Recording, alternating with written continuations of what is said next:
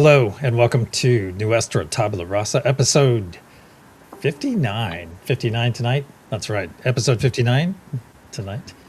Oh, let me, excuse me. There we go, let me mute something on my end. Very good, less confusing. I want to thank all of you for being here tonight. We're going to talk about our everyday paranormal experiences actually good for us or not.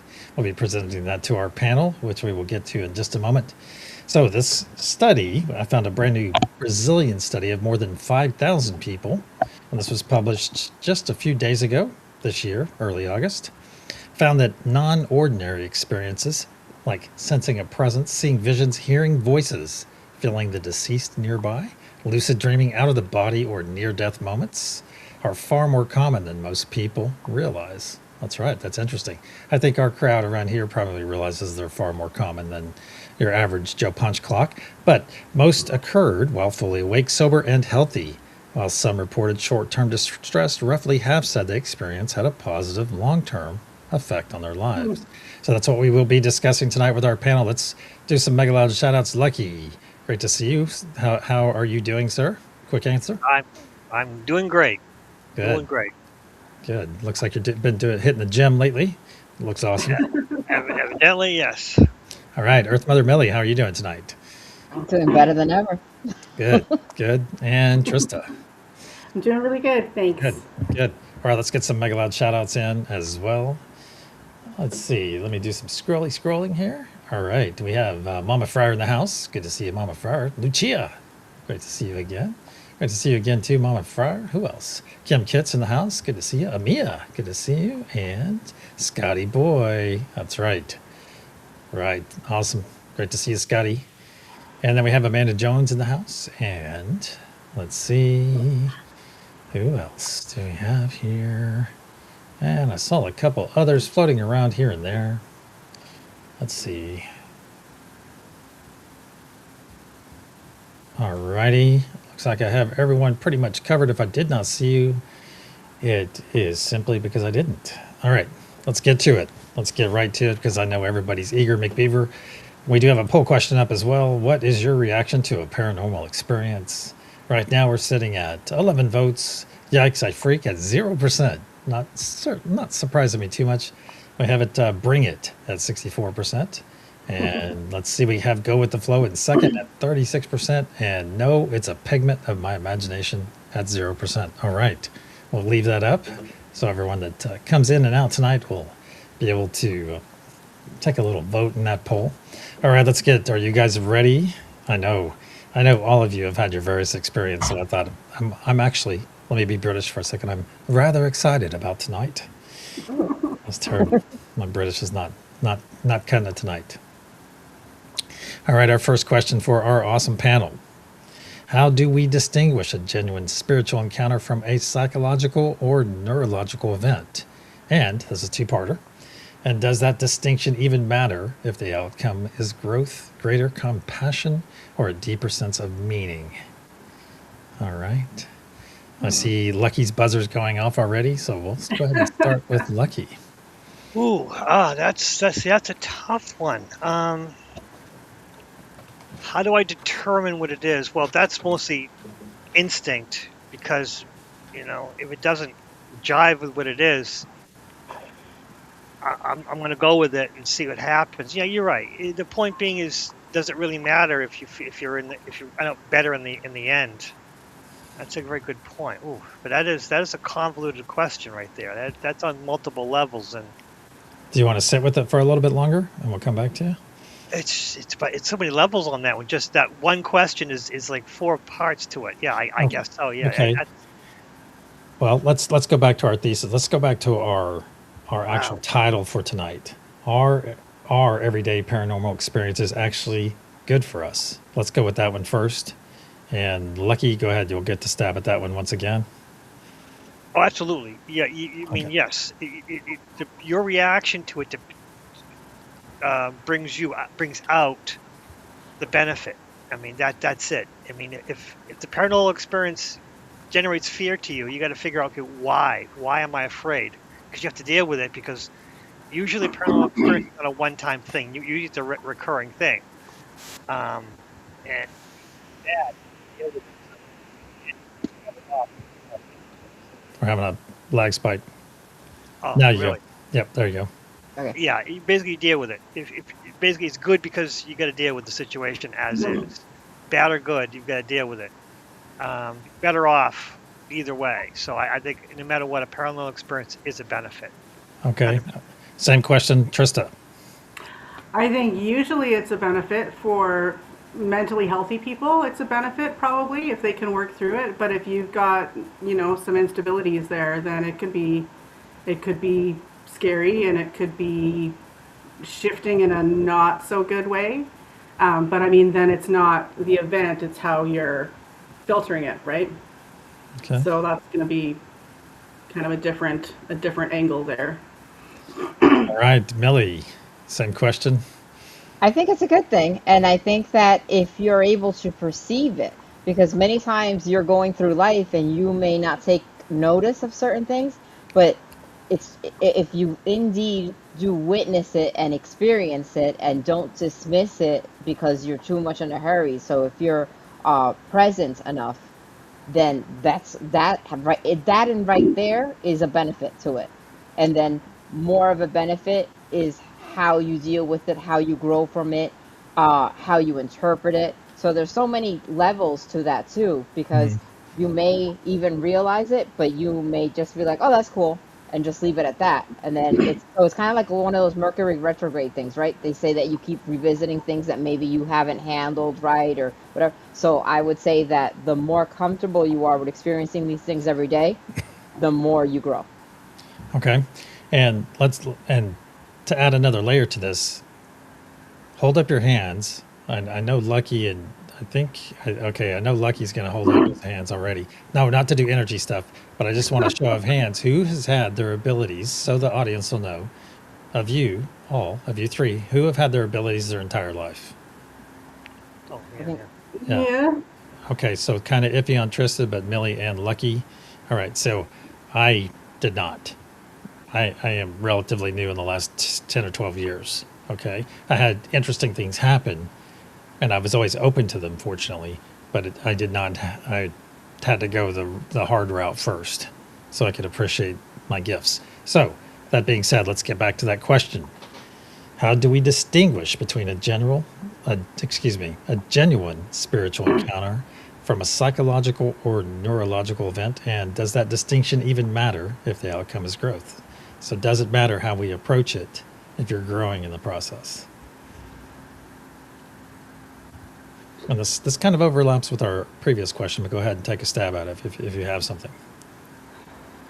So I'm the type that will always break it down and look for physical or 3D kind of reasons.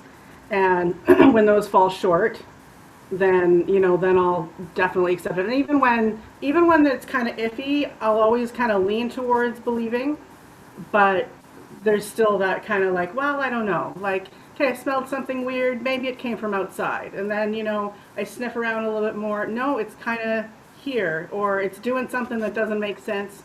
Then, then I'm more open to calling that like a different kind of experience. But and as far as does it matter? No. Yeah, if we can grow from it, it absolutely doesn't matter. And I've thought about that with situations. Okay, how do I word this carefully without? I've dealt with people in my professional workings where I'm not sure if what they're experiencing or what they're telling me is a genuine memory or not, but I've come to the conclusion that it doesn't matter, because if they're processing it in a certain way, then that's what matters. It's real to them, so it's real. So. All right. Lucky, Millie, would you like to address this at all? I can reread it too. please. How do we distinguish a genuine spiritual encounter from a psychological or neurological event? And does that distinction even matter if the outcome is growth, greater compassion, or deeper sense of meaning. I'm gonna say, I'm gonna jump right in there. I'm gonna say it doesn't matter because ultimately it is about the growth. I know I'm not crazy. I know it may sound weird to discuss with other people, but I know I'm not crazy. And as far as other symptoms, why would it only be for that event? So I dismiss all that and I just see it for what it is. Nice, nice. All right, Lucky. Yeah, see the levels on this, because for me, let's say a spiritual encounter or a neurological event. For me, usually with a spiritual encounter, there is something there that I don't know and others do not know that I bring up, and it comes out that, oh, someone else will say, oh, you know about that, and while a neurological encounter usually is unrelated to anything, it's unattached to anything. So when you start talking about it, there isn't flow to that. So that's how I tell that once a spiritual encounter, usually there's something emotional towards it. There's usually um, some resonance. It resonates in some way. While a neurological event, it's just out of left field. There's nothing related to it. Nothing comes out. This is okay. There's attachment somewhere that made this make sense. So yeah, but benefit, I think I would have to go with if a neurological encounter, it isn't good because there's something wrong. It comes out with that there's something clicking in you that doesn't relate to anything, and you got to fix that. While a spiritual encounter is usually it's attached to something, at least there's some grounding and there's some anchor there that I can go, okay, this makes sense. And But yeah, keeping it. Oh, go ahead. Go ahead. Well, What about if it's a spirit, right? Like, because that's something that a person might experience, but they don't have that personal connection with it. They're just like experiencing this ghost or spirit or whatever suddenly. Like, because then that's going to be, something that they don't have that connection with.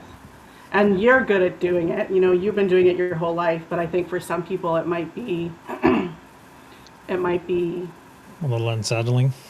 yeah. see, I relate to this like riding a horse. I rode horses when I was a kid. I mean, literally, before I could walk, I rode horses. So riding a horse to me is second nature. I could get on any horse now still and be able to work with a horse. But if someone like my wife, or actually all my girlfriends, to try to teach them how to ride a horse, it was excruciating because you have to balance. You have to feel the horse. You have to know what to do. Galloping, there's a rhythm to it. And how do you explain that to somebody? For spiritual encounters, to me, it's like it's just part of my. Even though I stopped for a big section of my life, I'm still able to. I mean, basically from late adolescence until college, it was off and on, but still, when someone has an encounter, to me, it's like I just go back to the old as a child, and it just feels right and know what to do.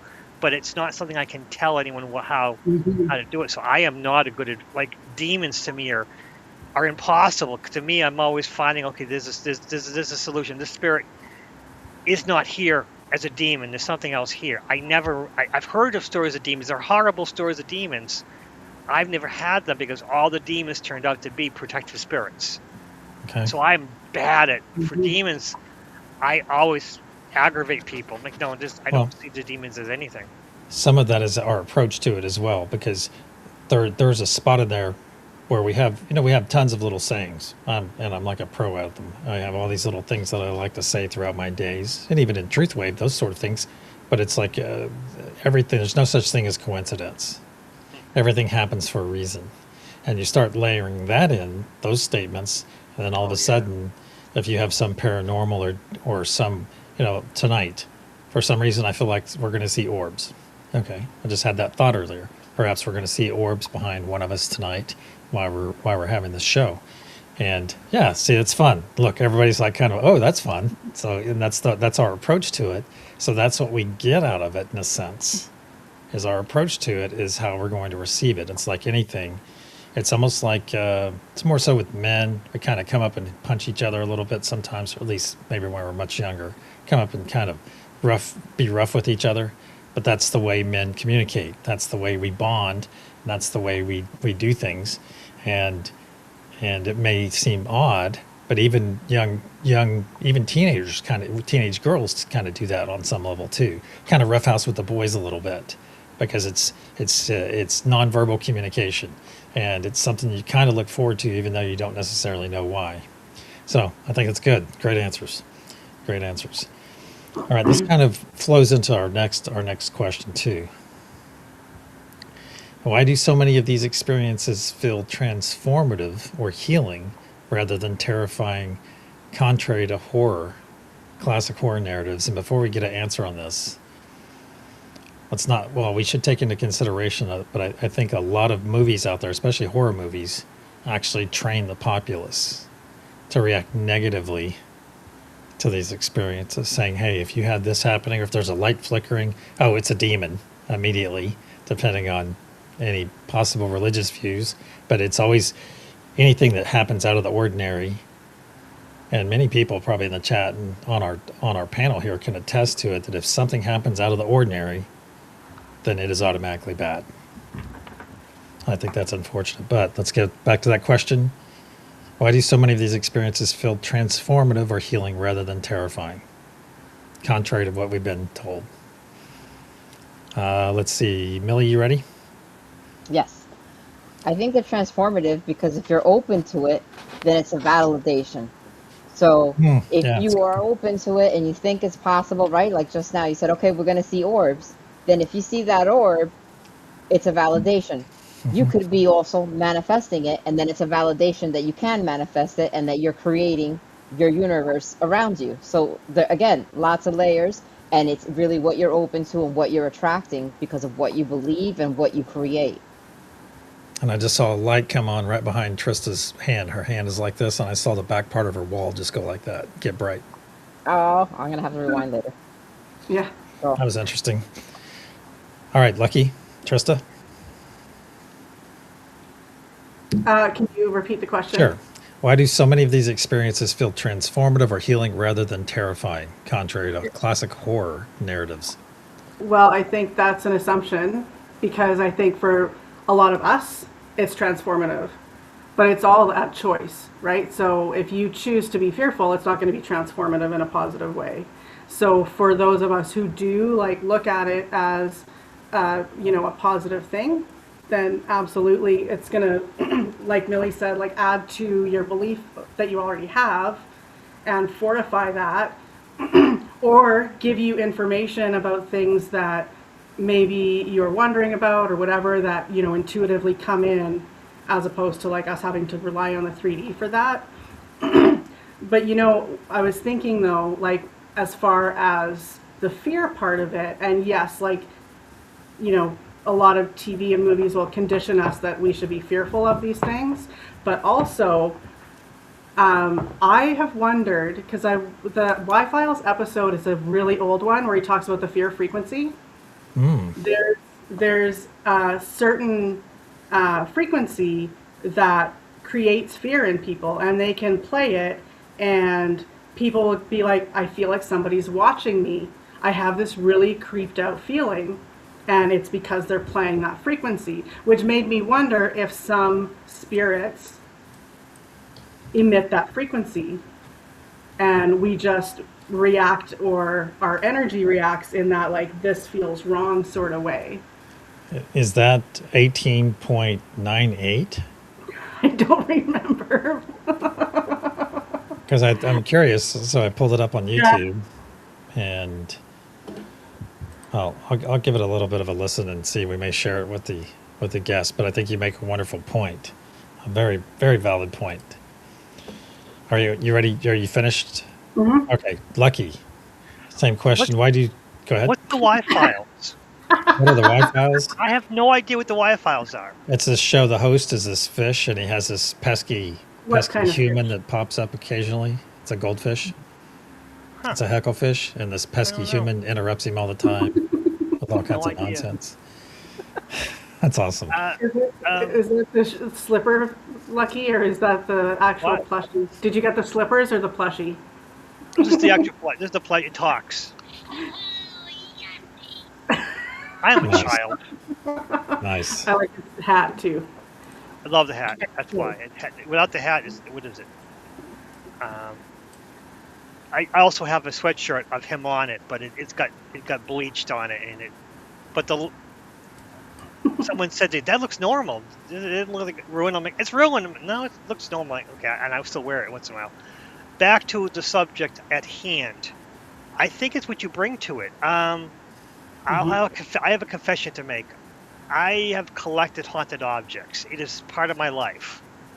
I know it's something that I don't admit to it because I would tell someone, don't do that. Do not do that. I also like reptiles, so I had a turtle, a snapping turtle shell that was painted, and it had a story to it.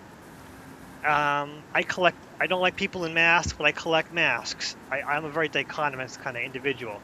Well, this snapping turtle shell, painted mask snapping turtle shell, was owned by a voodoo queen down in New Orleans, and she drowned in Hurricane. Was it Katrina, or was it something? Doesn't matter. She drowned in one of the hurricanes when it flooded New Orleans, and I came into my possession. And my son was very young. My wife said, "You get that out of my house, or I'm going to destroy it," because she's been walking around the house. The And voodoo queen or your wife? the voodoo Thank queen. you. I was going to The ask. voodoo. Okay. The voodoo queen has been walking around the house. So I asked her, okay, please don't do that. Stay in the shell. I'll find you a home because I can't have you doing this and scaring my wife because she doesn't understand this kind of thing. She's a Buddhist and married me because of my energies, my spiritual stuff. So I took the shell and I drove around and okay, I'm going to find you a place. And I ended up going back to it was basically to my new house and my home city. It was a place that did psychic readings and everything. And I walked in and I said, hey, I've got a problem. I need the owner here. And I explained my situation. And she says, I don't know who the owner is, where the owner is. I can't get a hold of them. But I collect objects like this. And I'm like, you don't understand. This is not a typical object. And I gave her the whole story. She goes, I am 100% in on it. I know voodoo queens. How much do you want for it? I'm like, here's my phone number. Here's my email address. If there's a problem, you gotta, do not destroy it. Get back to me. I'll find a new home for it. But you can have it, no cost. She says, no, I can't take it, no cost. I said, okay, $1. So she gave me $1 because if I just gave it to her, it'd be a loan. But by her buying it from me for $1, now it becomes in her possession. Long story short, that object, which I never believe in transferring a haunted object that is negative to others. She wasn't negative. She just didn't want to sit around not being known. My wife also is talented with that, but she doesn't want to be that kind of way. She doesn't want to see them, but she has that. I have other objects which I keep on an altar, a couple of statues which are very positive, very loving. And my wife kills orchids. She just killed dozens of orchids. There are now 4 orchids on this altar with these 2 statues, haunted statues, that do not stop blooming. These orchids are in perpetual bloom for the past 2 years. And my wife says, no, I learned how to take care of orchids now. And I'm like, that's fine.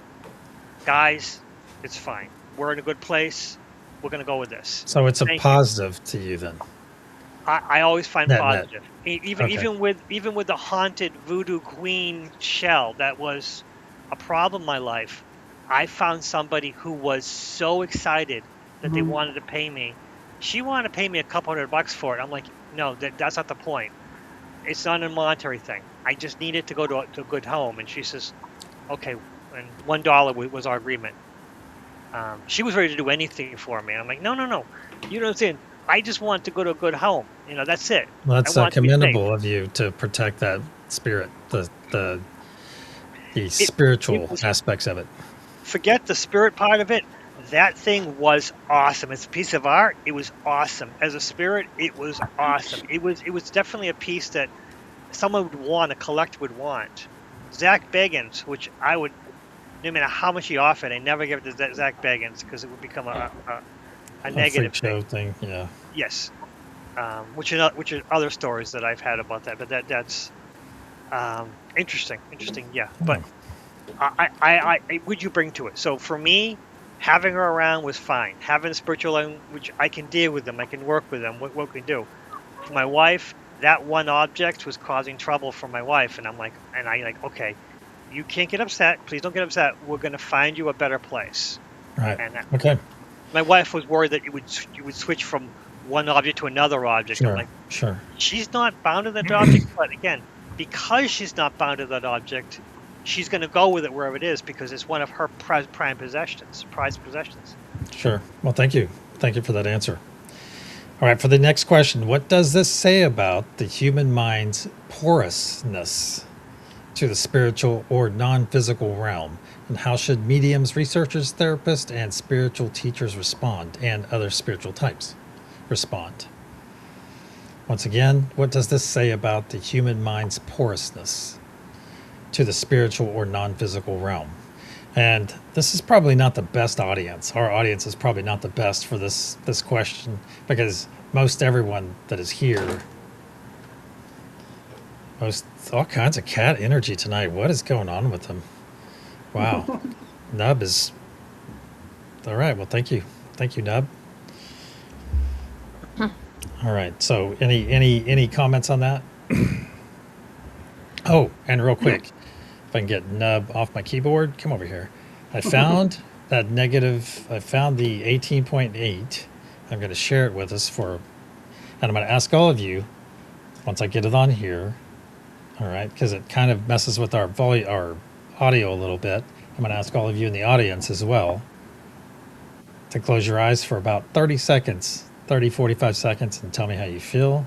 I'll let you know whenever I get the screen up here. All right, then get the sound on, share it, add it to the scene. All right, even has a nice little non-spooky ghost. And here we go. Go ahead and close your eyes. It is actually playing, even if you can't hear it. There you go, now you might be able to feel it. So go ahead and close your eyes, those of you in chat.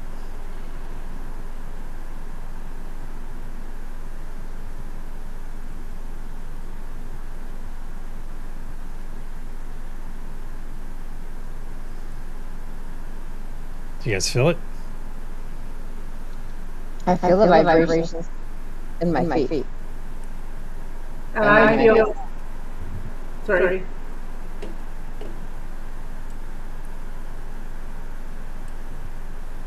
It's like a bub, like that. I feel something weird in my heart and solar plexus almost like a, yeah, almost like a vibration. So it's almost more like a feeling than it is a sound. Well, a sound, like a frequency we wouldn't hear unless you do it like a binaural kind of thing. And somebody obviously made a video of this for 12 hours. So there's people that actually sleep to this and all kinds of other stuff. Lucky, any effects, anything? I'm not getting much except for a dark village. Oh, okay. Well, that's still something. And this is non-scientific. That I just literally found it on YouTube because I was curious. So let us know in chat if you had any experiences.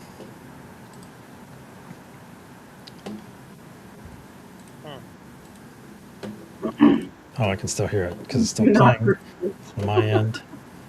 Wow. And I can feel a difference whenever I turn it off. Yes. It's almost like, it's in my headphones, of course, but it's like making my head throb in a sense. The point it off was a different experience than when it was on. I didn't get anything from it being on, but as it off, I got relief. So yeah, so it's almost like an unwritten thing. Angela says she did not prefer it. Yeah. I'm not sure if that has anything to do. I think that Schumann's a different frequency, isn't it? Trista? Yes, yeah, Schumann is 7.83. Okay. Yeah. And speaking of frequencies, I know we're getting a little bit off topic, but speaking of frequencies, I've been listening to, as you may have noticed on that YouTube page I pulled up, there was a green screen that was kind of greenish colored, and that is actually 10.5 hertz. And that is supposed to be the sound that does the full body cellular rejuvenation. And I think that would be a great topic sometime to talk about, is very specific healing frequencies. But let's get back to our questions at hand. Okay, and that question is, what does this say about the human mind's porousness to the spiritual or non-physical realm? And how should mediums, researchers, and let me go ahead and take a stab at this initially. And what I think this porousness has to do with is something we all do every day. We do it in TruthWave. We do it multiple times a day. What do? We put up protection. We put up energetic protection. And I think that would I think it's almost natural to do that, because people will have an experience, if they're not spiritual, like I did when I was a kid. When I felt this dark energy, me and my buddies, who were far more into religion than I was at the time, immediately started saying, I rebuke you, Satan, I rebuke you, devil. It was, at 1 o'clock in the morning, walking in a scary part of the neighborhood by some woods, and they had that immediate reaction. And it wasn't like we stopped and looked at each other, it was just automatic. So I think, in a sense, that is putting up protection for things that we feel. And to answer this question, I think that's what it really comes down to, is being mindful of your mind. So that would counteract the porousness of our brains. What say you? I think when you're talking about porousness, you're talking about the openness, though. The openness of your brain, but the openness of your consciousness of it.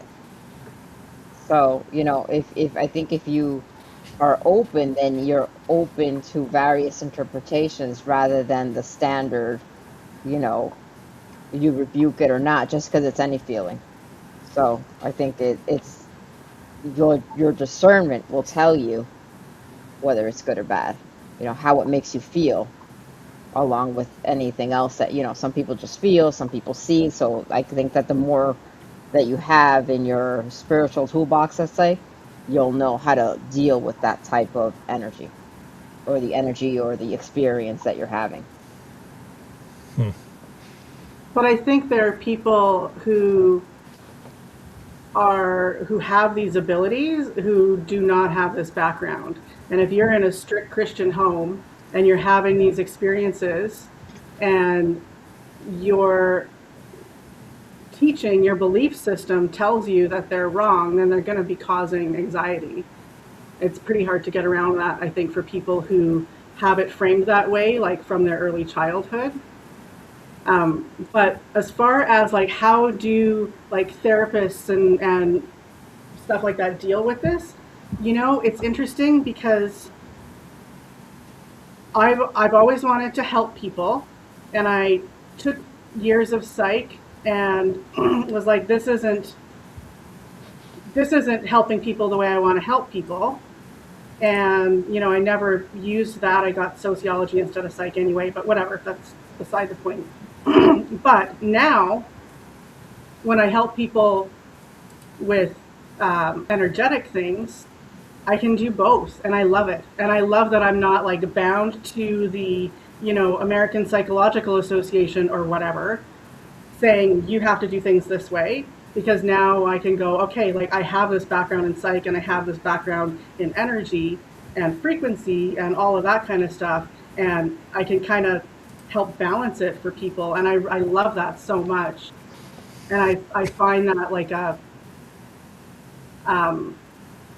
being able to help people navigate that is really rewarding, and not just like saying, oh yes, everything is spiritual or everything is psychological. Like there's a little bit of both happening. And I also credit, because one of my partners who I lived with for 2 years, he was schizophrenic, and when we first met, like he very psychic. We would play games like guess what color I'm thinking of or whatever, and do that kind of thing, and he was on point like all the time. And then when that came out, I was like, okay, like where does one line end? Like where's the line, right? And how much of what he's experiencing is part of that schizophrenia, and why is it different for him versus somebody else? Right, and that's my rambling. Okay. Okay. Anything to add, Lucky? You want to hear the Yeah, question again? no, it's what you bring to it. That's the problem with this. I remember someone having a friend of a friend having a beautiful silver mirror. It was an antique family heirloom going from house to house. It was in their great grandmother's house, and it was in the grandmother's house, and then it came to her, and she said, "What do you think of it?" And I said, "You have to cover this up when you're not using it, or you have to cover it up at night." And she goes, "What do you mean? I'm not going to cover this. Is gorgeous." And I'm like, "You don't understand something about this. You're going to have to cover it. It'll be in your best interest to cover this up at night. Get a nice, silk cloth. It'll be beautiful." This woman had money, so either way, so she loved this silver mirror. And within a week and a half, 2 weeks, I got a phone call. She says, "I hear knocking from that mirror at night." And I said to her, "I warned you, you've got to cover it up."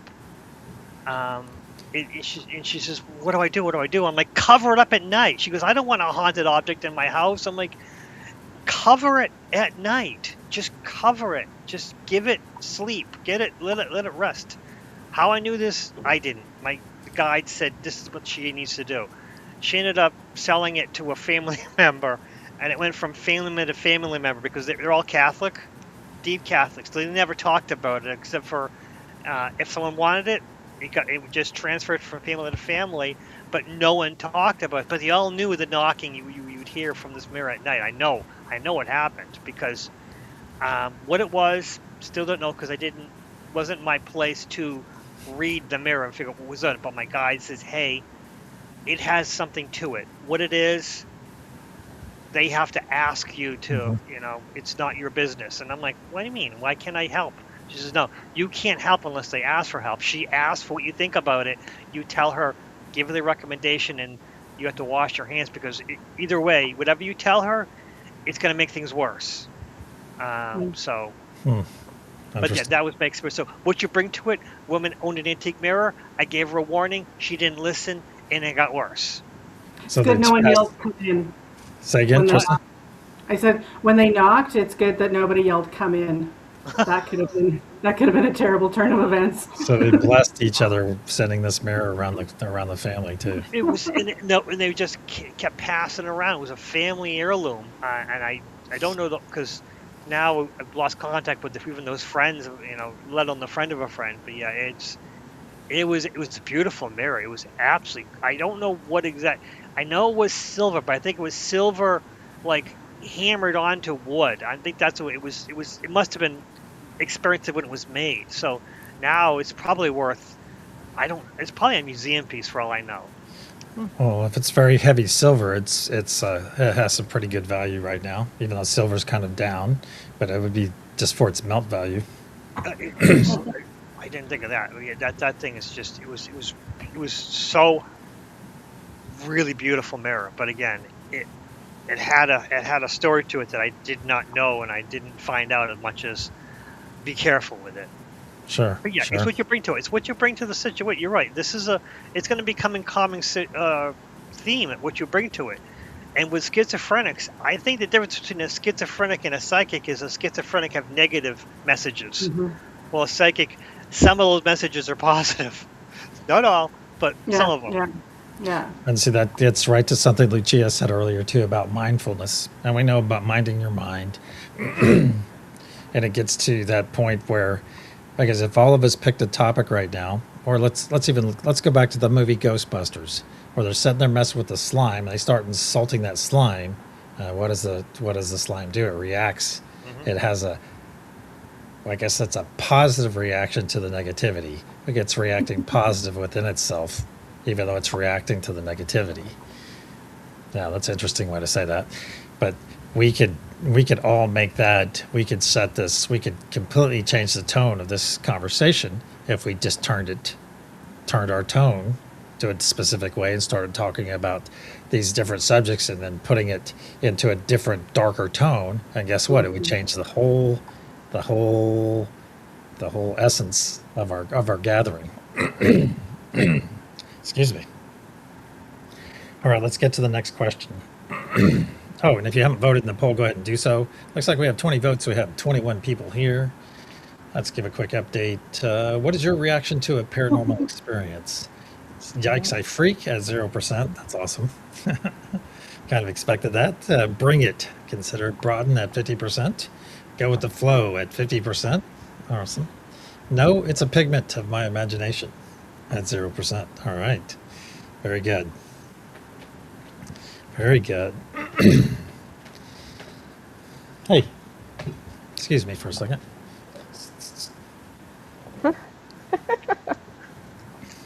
She's back there sharpening her claws. Oh, All right. When a paranormal experience brings comfort or growth to one person but fear or trauma to another, what factors? Yeah, we kind of already touched that. yeah, you did. Yeah. The nature of the encounter seemed to tip the balance towards a beneficial outcome. All right. Sorry, I feel like I have something on my back. Yes, you do. Now she's going to give a show. Oh. No. Getting her way. All right. She's like, hey, I was trying to perform. All right. Now, do you feel as a whole, do you feel as a whole that society is opening up to these kinds of experiences more and more, almost like daily? What is your, or do you think we're still kind of stodgy? I Anyway. think we are, but I think that fear lens is still active, but shifting slowly. I think as it gets out there, because like media loves throwing that in there, but then when people maybe open up to it because of media, but then start having their own experiences, I think that they kind of come around and go, oh no, this isn't like like it is on TV or in the movies. So I do feel that we're shifting. Okay, Millie? I think we're shifting, but I disagree to the fact that we're shifting slowly, and I disagree to the fact that the media is giving it a negative thing, because look at all those medium channels and how many people are paying all this money and flocking to see John Edwards, and now that younger kid and all those mediums, they want to get messages from their family. Or look at the all those shows, Stranger Things, which it was a bad thing, but look at the following that it got and everyone watching it. Right? If you go back to when we were younger, Buffy and even Bewitched. Like there's so little by little, like so maybe it was just Bewitched before, and then you move on to other shows that have followings, the X-Files, which keeps coming back. So people, I think, are getting more and more open to it, and I think the more saturated it is in the media, like whereas there was, like I said, only that one show, Bewitched, and now there's so many of them, that I think that it's quite the contrary. I think that it's spreading like wildfire, little by little. And I've heard, like, I've been around young kids even that that I don't know, and I'll be on a line and they'll be sitting here talking to me or talking to themselves amongst themselves about spiritual things. And so I think it's become popular conversation with people that you wouldn't even expect it to.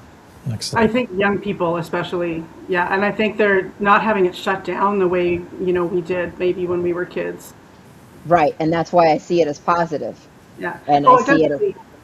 as And just to faster. clarify too, it's like you said, like with Stranger Things, where maybe they present it as a negative, but it becomes a positive as we digest it. Like that's kind of what I was meaning as well. Oh, okay. Yeah. Any thoughts on this, Lucky? It's something that's been going on a lot in my life, where unfortunately shows like Ghost Adventures, where it's scary and everything else, it's popular, it's big, it's popular, and I watch and I'm like, wait, he's bringing that spirit out, he's energizing it, he's making it worse. Well, Ghost Hunters, which they go and they try to figure things out, and they kind of treat it analytically and kindly, those shows don't last very long. Well, it's because they're not selling the fear. This is the problem. and I watch shows, and I was watching a show with my wife. This is almost 20 years ago, and I'm like, it's not a big deal, and I explained everything. And then by the end of the show, the psychic, like, this is what they said. She says, "How'd you know that?" I'm like, "It was just right in the show. You know, the ghost said it right there." She goes, "You heard the ghost?" I'm like, it was on the camera. I mean, she was talking about it, was right there." She says, "But what?" And I'm like, "It's, you know this." She goes, "I do. I just don't expect it half the time, you know." But again, the ones that do it compassionately, they don't last. But the ones like Ghost Adventures, which Zach Biggins is haunted, he's got an attachment, and he brings it from place to place, and that kind of exasperates the spirits that are already there because they're jealous, because they want that they want that fear energy. Fear is a great source of energy from these spirits. Something I wanted to add to what Trista brought up a good point earlier about the American Psychological Association, or whatever, the APA, and how we are giving rules. So we could all study psychology for 6 years, whatever, get our masters, get our PhDs, and become psychiatrists or psychologists, whichever route you want to go.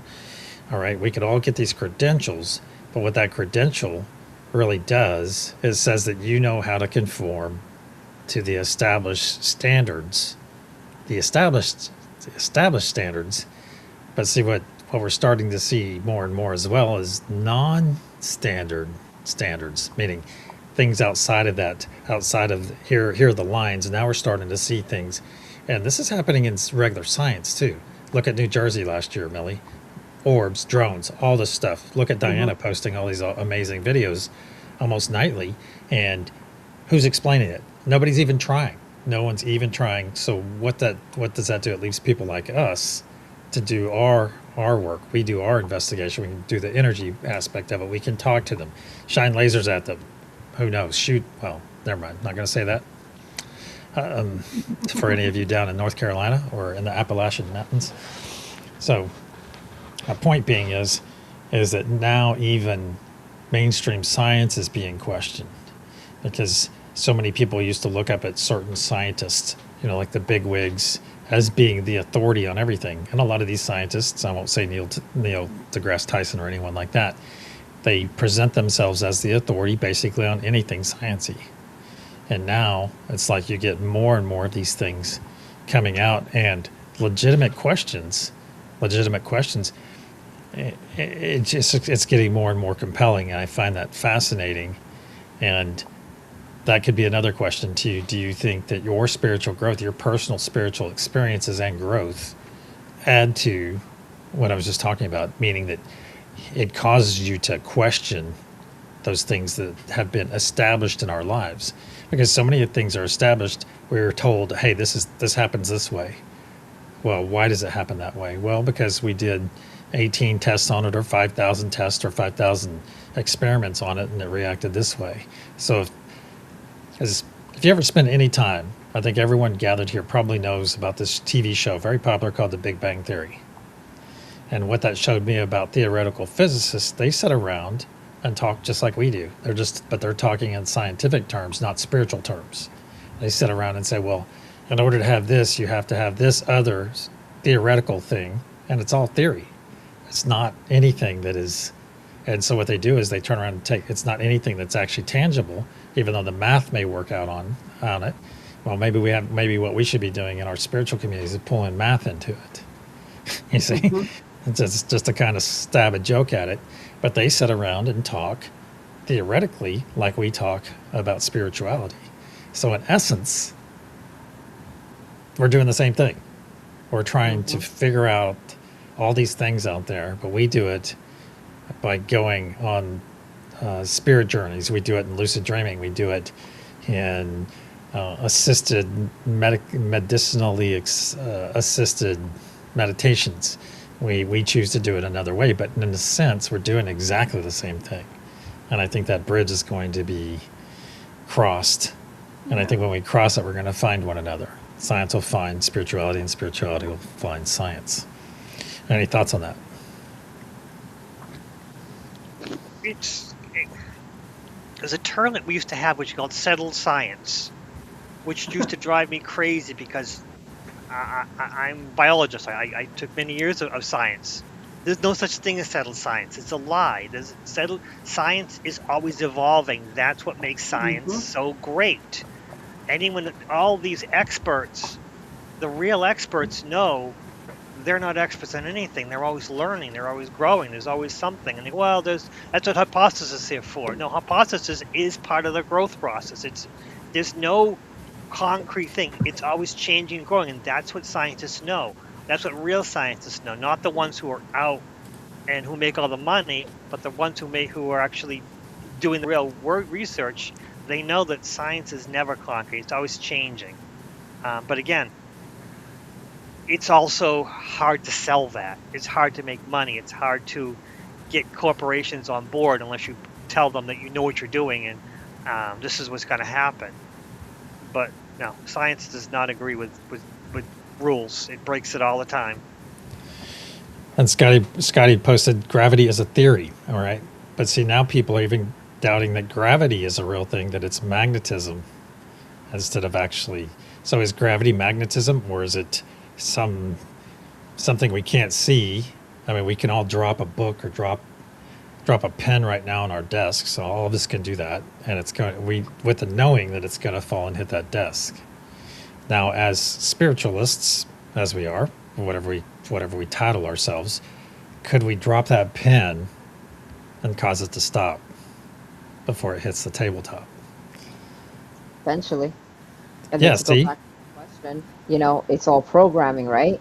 So the reason that, like, if you go back to stating your question, and I was trying to just hold it in my head, but I'm always thinking. So, but basically, what the answer I was thinking is, as we go through this growth of consciousness, part of that is deprogramming and then coming out with a tabla rasa, right? A clean slate and an open perspective, and say, hey, yeah, I was taught that in the future, but I don't necessarily believe that anymore because that I know that was programming. I'm going to look at it now with my opened eyes to know that that was programming, and how do I feel about it now? Like relearning everything. And then with the sciences meeting all the spiritual stuff, look at people like Stefan Burns, who is like he's a trained geophysicist or whatever he is, and he mixes spirituality with it. I think eventually they're gonna meet, and we're getting closer and closer. We're just not necessarily there yet, but yeah, definitely. Nice. Yeah. Nice. All right, young lady. Uh, Yep. I have some help. It's interesting too. I think it really comes down to the programming, because with that pen we all just dropped on our desk, we're all expecting it. And this is programming we receive from when we begin school. It starts with our parents, and when we start at school, school says, hey, you're going to do this and you're going to believe this because this is the way things are, without any showing you really any empirical truth. And something else that I like to talk about too is we may even have the ability to teleport. Millie, you and I have discussed this in the past. And I was out in my backyard this afternoon having a cigar, and the very first thing I sat and just looked at the sky for a while, and just sat in silence. And then I thought, well, I flipped on my phone, turned on X, and the very first video that pops up is talking about this one lady that likes to talk to Chat GPT, and she's like holding her phone up next to her face, recording it, and she asks all these wonderful questions. And she goes, well, tell me how to teleport. And then ChatGPT starts going, and I saved it too. If any of you guys want it, I can send it to you. But it starts going into how to do it, and it's about changing your perception of not, I'm going to be there in that other spot. I'm going to be in Australia, but you make it switch that dial to being there right now. And it tells you how to go through the physical aspects of it and move your eyes a certain way and see the world glitching around you and then appearing in that new spot. And what was our conclusion with that, Millie? That when the first time you do it, the powers that be will know, because they'll be able to pick it up or something, that you did Yeah, it. they're gonna put locators on you. But I believe it's possible. Look at that movie Lucy, right? We get soft disclosure on all that kind of stuff Hmm. anyway, And as far as dropping the pencil, yeah, if you're the creator, you can just have it levitate because you have that power. But it's been ingrained in you and programmed in you that it's going to fall because there's this gravity thing. But what if you say, okay, scrap that. Let's just, and then you start really, you got to really believe it, and or put it out there, and eventually you'll get to that. That power, I think, in your brain that tells you, and if you, we're getting close. Cool. I really feel Well, that if we you are. look at like light as a feather, stiff as a board kind of thing, right? Like that's Mhm. something that's countering gravity. But also, like, I think if we're in a holographic universe, then the rules can change. And if it's all being filtered through our consciousness, then we're the one changing the rules. And I think that collective rules like gravity can be a little trickier because there's the collective consciousness that's holding that mindset in line, right?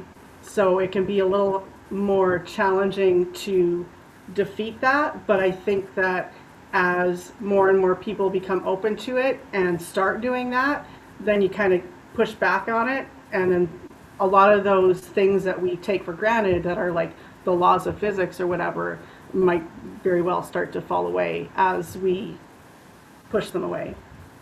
See, and Understood. I think that will only change when we let go of those beliefs, thinking that there's a collective consciousness that controls it. And I think But if you we're say collective. no, I think that this is where we're heading. And the more open you are to that and getting rid of those limitations, the quicker you'll get there.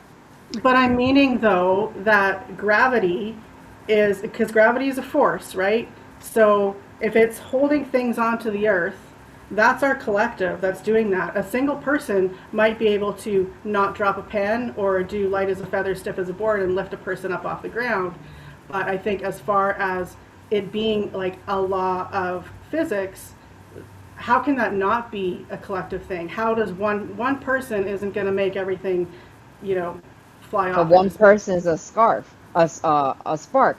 So it's one Yes. person. So let's say it's And just that's, me and Victor thinking this, me, Victor, and Lucky thinking this. well, Then that's finally yeah, you're that'd be on the great. bandwagon, and it doesn't have to be a law. It's your truth. But yeah, and that's the kind of the point that I made, right? Because I said as more people believe it, that reality, that assumed reality, gets pushed further and further off of the map. But it's I think that there are there are those things that because it's just how energy works that we are subject to that until we're not.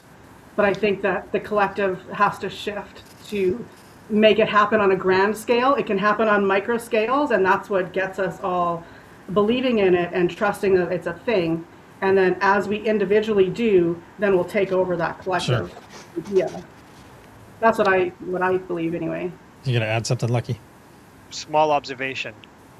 Time and gravity and are related. And some of us can manipulate time, whether they want to or not. I Mm-hmm. know I experienced that. It drives me crazy where I said, wait, why did only 5 minutes go by when I've done all this stuff? So if you can already manipulate time, who's to say you can't also use that also to manipulate gravity? And if you believe that they're going to know that you did it, they're going to know. But if you believe that they're never going to find out what you do, they'll never find out. It's all within Very your true. power. That's your problem. As Very long true. as, and honestly, I didn't know about manipulating time until someone put it in my head, and then I started doing it myself and driving myself crazy. I'm like, I got so much done in 5 minutes. How did I get so much done in 5 minutes? Why? It works. It It's works, man. it's it's absolutely, and to a point where it was a little bit, but then a couple days ago, I got a half an hour, 45 minutes worth of work done in 2 minutes, and I'm like, Mm-hmm. wait, that's not possible. What did I do? And I like, wait, no. By saying that's not possible, I'm manipulating myself.